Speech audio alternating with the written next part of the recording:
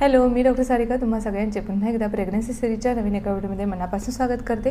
Pregnancy week by weak हे videos आपण चॅनलवरती पाहत आहोत, ज्यामध्ये आपण आजच्या व्हिडिओमध्ये प्रेग्नन्सीचा 24वा आठवडा याबद्दल संपूर्ण माहिती जाणून घेणार आहोत। Pregnancy week by week video जर तुम्ही रेग्युलरली फॉलो करत असाल तर त्यामध्ये आपण पाहतो बाळाची वाढ कशी झाली, आईसाठी महत्त्वाच्या प्रेग्नन्सी केअर टिप्स कोणत्या आहेत, आईमध्ये दिसणारे नवीन बदल कोणते आहेत, संभाव्य कोणते प्रॉब्लेम्स तुम्हाला गरोदरपणामध्ये फेस करावे लागतात आणि ते नॉर्मल असतात की ॲबनॉर्मल असतात त्यावरती आपण सोल्युशन देखील पाहत असतो।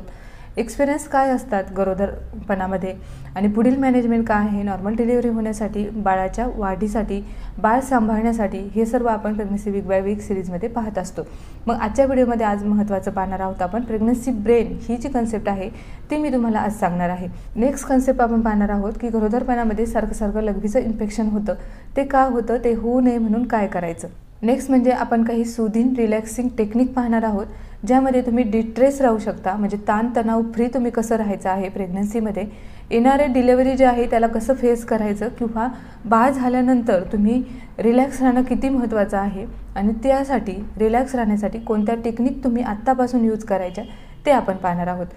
आणि खूप सारी महत्त्वाची माहिती, बाळाची वाढ, बाळाचं वेट कसं वाढतं आहे, आईसाठी खूप महत्त्वाच्या प्रेग्नन्सी केअर टिप्स पाहण्यासाठी आजचा व्हिडिओ शेवटपर्यंत नक्की पहा।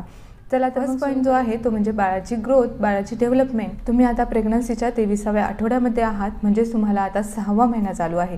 प्रेग्नन्सीचे आणखी 3 महिने बाकी आहेत। 3 महिने खूप महत्त्वाचे असतात। यामध्ये बाळाची skin layer, fat layer add होत असतात आणि त्यानुसारच बाळाचं वेट हे वाढत जात असतं।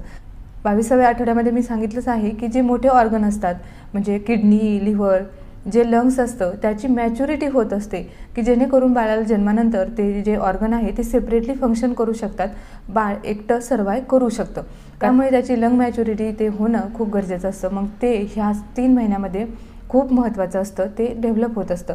मग आता तुम्ही प्रेग्नन्सीच्या 2nd ट्रायमिस्टरमध्ये आहात, पण 3rd ट्रायमिस्टरमध्ये तुमचं बाळ खूप वेगाने वाढणार आहे। एका महिन्यामध्ये अगदी ऑलमोस्ट डबल तुमच्या बाळाची वाढ होणार आहे। आता तुम्ही इमॅजिन करू शकता 22व्या आठवड्यापर्यंत बाळाचं वेट जे आहे ते 500 ग्रॅम होतं आणि त्यानंतर आता 3च महिने तुमच्या प्रेग्नन्सीसाठी राहिले आणि जन्मानंतर तुम्हाला माहिती आहे बाळ 2.5 ते 3 किलो, 3.5 किलो, पावणे 4 किलोपर्यंत काही लेडीजचे बेबीज जे आहे त्यांचं वेट भरतं। मग इतकी वाढ जी आहे ती झपाट्याने होत असते। म्हणजे बाळाची आता जी त्वचा आहे ती सॅगी आहे। सॅगी म्हणजे बाळाला स्किन तर दिसत आहे, पण त्या स्किन खाली फॅट जे आहे ते कमी आहे, कारण स्किन जास्त वाढते, फॅट हळूहळू स्लोली तिथे ॲड होत जातं। आणि लास्ट ट्रायमिस्टरमध्ये जर फॅट व्यवस्थित ॲड होत राहिलं तर बाळ असं गुबगुबीत जन्माला येतं, त्याचं वेट देखील व्यवस्थित असतं, कारण त्याची फॅट लेअर आणि स्किन लेअर हे जे आहे ते अगदी व्यवस्थित तिथे फॉर्म झालेले असतात। आता नेक्स्ट म्हणजे बाळाचे जे हार्टबीट असतात ते तुम्ही सोनोग्राफीमध्ये गेल्यानंतर ऐकले असतील, पण यानंतर जेव्हा तुम्ही OPDला ANC व्हिजिटला जाता तेव्हा तुम्हाला डॉपलरनी देखील तुमच्या बाळाचे हार्टबीट हे ऐकू शकतात। आणि स्टेथोस्कोपनी, स्टँडर्ड स्टेथोस्कोप जर असेल तर स्टेथोस्कोपनी तुमचे 23व्या आठवड्यामध्येच बाळाचे हार्टबीट हे तुम्ही पोटाच्या वरून ऐकू शकता। आता महत्त्वाचं म्हणजे बाळाचं वेट 500 ते 540-50 ग्रॅमपर्यंत बाळाची वेट या आठवड्यामध्ये एक्सेप्ट असतं आणि बाळाची जो आकार आहे तो गाजर, जे मीडियम साईजचं मोठं गाजर असतं इतकं बाळाचा आकार झालेला असतो। आता नेक्स्ट म्हणजे आईमध्ये कोणते बदल होतात आणि तुम्हाला प्रेग्नन्सी सिम्पटम्स कोणते दिसू शकतात। तर प्रेग्नन्सी सिम्पटम्स म्हणजे सगळ्यात महत्त्वाचं प्रेग्नन्सी सिम्पटम्स तुम्हाला दिसेल की बाळ जे आहे तुम्हाला पोटामध्ये आहे अशी फिलिंग सुरू होते, कारण बाळ आता वाढतंय आणि आत्तापर्यंत तुम्ही जस्ट प्रेग्नंट होतात आणि पण यानंतर बाळाचे ऑर्गन जे आहेत किंवा बाळाची हालचाल तुम्हाला सुरू झाली आहे, तर मग तुम्हाला बाळ फील व्हायला लागतं, खऱ्या अर्थाने बाळ तुमच्या पोटामध्ये आहे अशी फिलिंग्स या आठवड्यापासून सुरू झालेली असते। म्हणजे बाळाची जी हालचाल आहे ती रेग्युलरली तुम्हाला जाणवणार आहे। रोज दिवसभरामध्ये बाळाची हालचाल किती होते, बाळ कधी हालचाल करते हे तुम्ही ऑब्झर्व करणं गरजेचं आहे। नेक्स्ट प्रेग्नन्सी सिम्पटम्स आहे महत्त्वाचं, ते म्हणजे भूक वाढणे। बाळाला जसे skin layer, fat layer add होत जातात तशी एनर्जी जास्त वापरली जाते आणि बाळाचं वजन देखील झपाट्याने वाढतं लास्ट ट्रायमिस्टरमध्ये, तर मग त्यासोबतच तुम्हाला भूक देखील जास्त लागणार आहे, कारण तेवढी एनर्जी तुमची वापरली जाणार आहे। त्यासोबतच ब्लोटिंग म्हणजे गॅस होण्याचा त्रास देखील तुम्हाला जाणवणार आहे, कारण जितकं तुम्ही प्रेग्नन्सीमध्ये सेवन करता तितके ॲक्टिव्हिटीज होणं गरजेचं आहे, एक्झरसाईज होणं गरजेचं आहे। आणि जर तुम्ही गरोदर असाल तर ऑफकोर्स जास्त रेस्ट तिथे केला जातो किंवा जास्त हेवी वर्क तुम्हाला दिलं जात नाही। आणि त्यासोबतच मग तुम्ही जर डाएट जास्त घेताय तर मग ते डायजेस्ट होण्यासाठी तुम्हाला तेवढ्या पुरेशा फिजिकल ॲक्टिव्हिटी देखील गरजेच्या आहेत, कारण तुम्ही प्रेग्नेंट आहात म्हणजे तुम्ही आजारी नसता, तुम्ही नॉर्मल, तुमची जर हाय रिस्क प्रेग्नन्सी नसेल तर तुम्ही नॉर्मल सगळी कामे, जे जड कामं आहेत ते सोडून तुम्ही बाकीचे सगळे डेली रुटीनचे डेली लाईफमध्ये असतात, हाऊसवर्क असतं ते तुम्ही करू शकता. कारण जेवढी तुम्ही डाएट घेता तेवढी फिजिकल ॲक्टिव्हिटी होणं गरजेचं आहे. त्यानेच तुम्हाला ब्लोटिंग आणि गॅसचा जो त्रास आहे तो कमी राहणार आहे. आणि जेवढं तुम्ही एक्सरसाइज कराल तेवढं डायजेस्ट व्यवस्थित होईल. आणि डायजेस्ट जर व्यवस्थित झालं तर बाळाला ते व्यवस्थित न्यूट्रिशन पुरवले जातील आणि त्यामुळेच बाळाचं जे वेट आहे ते अगदी व्यवस्थित वाढणार आहे. या सगळ्या प्रेग्नन्सी सिम्पटम्ससोबतच तुम्हाला ब्लिडिंग, गमचा त्रास होऊ शकतो किंवा हातापायाला थोड्याशा मुंग्या येणं, कारण प्रेग्नन्सीमध्ये ब्लड सर्क्युलेशनमुळे हे चेंजेस दिसू शकतात. नेक्स्ट महत्त्वाचा बदल म्हणजे प्रेग्नन्सी ब्रेन.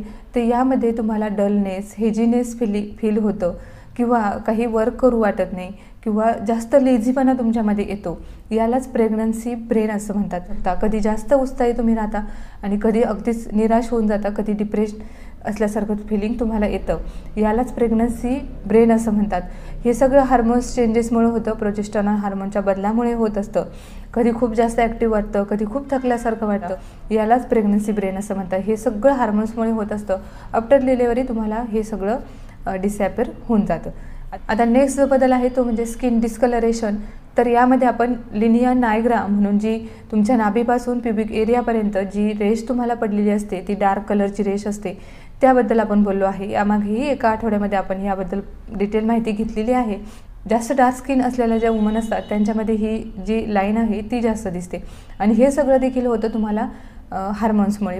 आणि त्यासोबतच तुम्हाला फेसवर देखील, नोजवरती किंवा तुमच्या गालावरती ह्या दोन्ही बाजूला इथे तुम्हाला डार्क डिस्कलरेशन झाल्यासारखं वाटतं. त्यालाच प्रेग्नन्सी मेलाझ्मा म्हणतात किंवा त्याला प्रेग्नन्सी मास देखील, ही देखील कन्सेप्ट तिथे वापरली जाते. हे मेलाझ्मा जे असतात ते तुम्हाला आफ्टर प्रेग्नन्सी डिसॲपिअर होतात, पण याचे चान्सेस खूप कमी असतात. हे प्रेग्नन्सी मेलाझ्मा तुम्हाला येऊच नाही म्हणून एका व्हिडिओमध्ये मी डिस्कस केला आहे की तुम्ही कोणतं स्किन केअर रुटीन फॉलो करायचं. तो व्हिडिओ तुम्ही नक्की चेक करा. नेक्स्ट पॉईंट आपण पाहणार आहोत की सुदिन रिलॅक्सिंग टेक्निक, जे मी लास्ट आठवड्यामध्ये सांगितलं होतं की आपण अशा काही गोष्टी डिस्कस करणार आहोत ज्या तुम्हाला नॉर्मल डिलिव्हरी होण्यासाठी मदतीच्या ठरणार आहेत. तर मग त्यापैकीच एक आहे ज्यामध्ये तुम्ही स्ट्रेस फ्री राहणं गरजेचं आहे. स्ट्रेस तुम्ही राहू शकता अशा गोष्टी तुम्ही करणं गरजेचं आहे, जे करून तुम्हाला डिलिव्हरीसाठी ते उपयोगाचे आहे.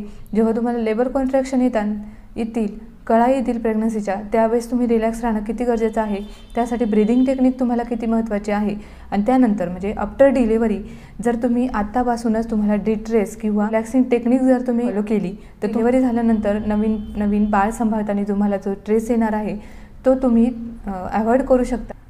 तर डिस्ट्रेस आणण्यासाठी योगासनं करणं खूप गरजेचं आहे.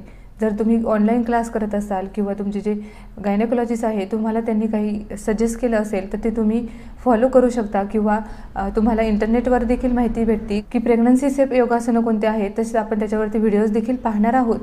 पण योगासनं करण्याने देखील तुम्ही सगळ्यात जास्त डिस्ट्रेस होऊ शकता, तणावमुक्त राहू शकता.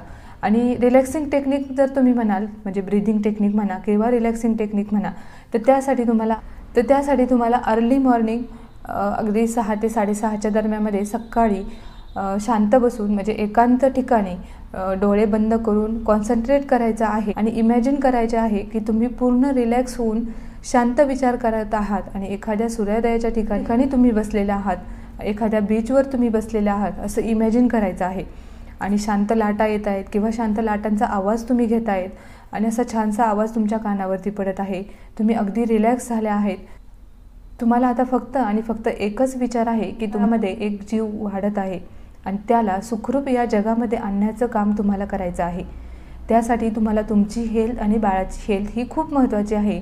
त्यासाठी तुम्हाला आजूबाजूच्या जेवढ्या गोष्टी तुम्हाला त्रासदायक ठरणार आहेत किंवा तुमच्यावर निगेटिव्ह इफेक्ट करत असतील तर त्या सगळ्या गोष्टी तुम्हाला अवॉइड करायच्या आहेत.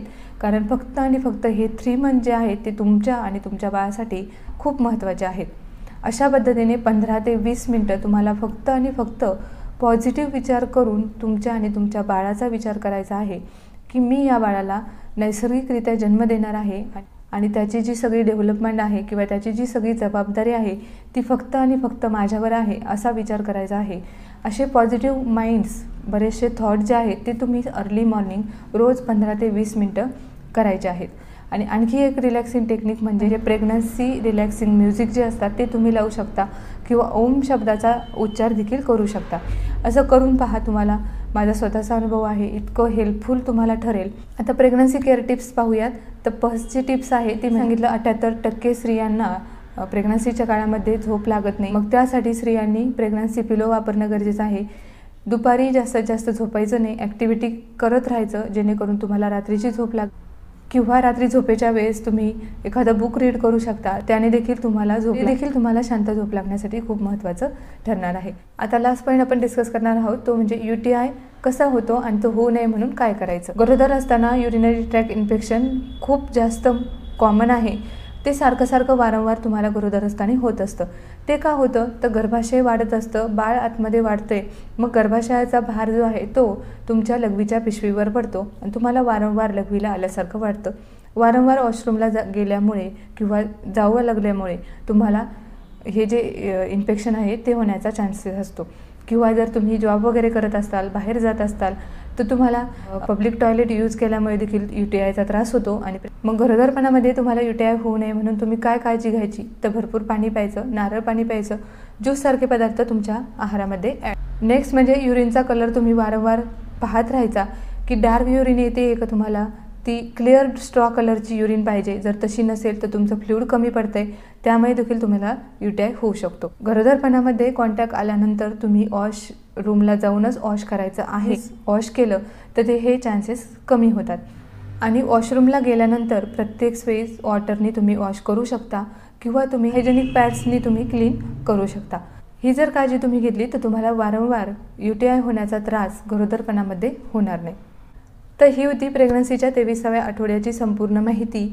या माहिती व्यतिरिक्त तुम्हाला काही प्रश्न असतील तर मला कमेंट बॉक्समध्ये नक्की विचारा. व्हिडिओ आवडला असेल तर व्हिडिओला लाईक करा, तुमच्या मैत्रिणींसोबत शेअर करा.